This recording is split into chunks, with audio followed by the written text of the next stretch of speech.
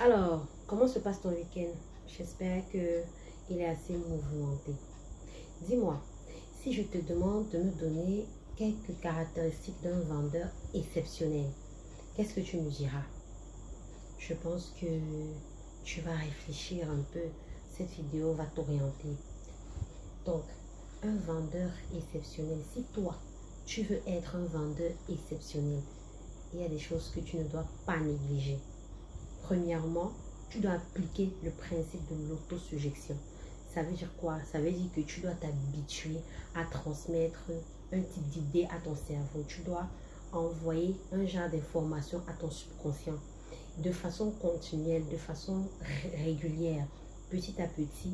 C'est comme ça que tu vas commencer à revêtir cette personnalité qui te permettra d'être un vendeur exceptionnel.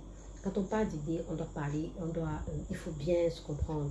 Ce n'est pas de se dire des choses, je suis fort seulement et tout. C'est vraiment de travailler ton mindset pour que tu aies un mental de gagnant. Ça, il faut bien le retenir. La deuxième chose, c'est qu'il faut te spécialiser. Il y a une expression que j'utilise toujours où on est souvent des touchistes. Beaucoup de personnes sont des touchistes. C'est une expression que j'ai inventée pour dire que il y a des gens qui font tout. Quand tu fais tout, tu ne fais rien. Donc, il faut chercher à te spécialiser. Si tu as décidé d'être dans l'électronique, high-tech, cherche à être très bon dans ce domaine. Documente-toi comme tu peux. Aujourd'hui, avec Internet, tu peux regarder les choses à travers le monde pour ne plus être juste focalisé sur ce qui se passe devant tes yeux. Cherche vraiment à comprendre comment ça fonctionne, à voir qu'est-ce que les autres ont inventé de plus. Cherche à être bon. Cherche à être bon là-dedans. C'est-à-dire que cherche à être excellent. Parce que bon, ce n'est pas un vendeur exceptionnel. Un vendeur exceptionnel cherche à être excellent. En troisième position, il faudrait faire de tes clients des ambassadeurs. Pour faire de tes clients des ambassadeurs, il faudrait qu'ils se sentent bien, que tu les traites bien.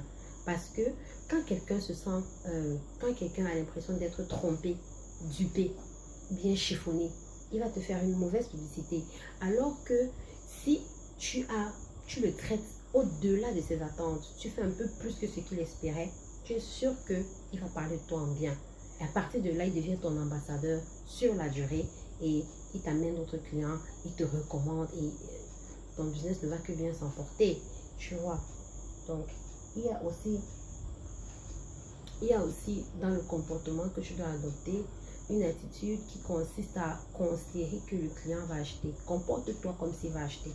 Ne sois pas défaitiste. Il y a certains qui, de par leur gestuelle, donnent l'impression qu'ils ne sont pas intéressés. Ne te laisse pas distraire par les bluffeurs. Certains veulent te décourager, peut-être pour que tu baisses le prix, peut-être pour que tu rajoutes la quantité.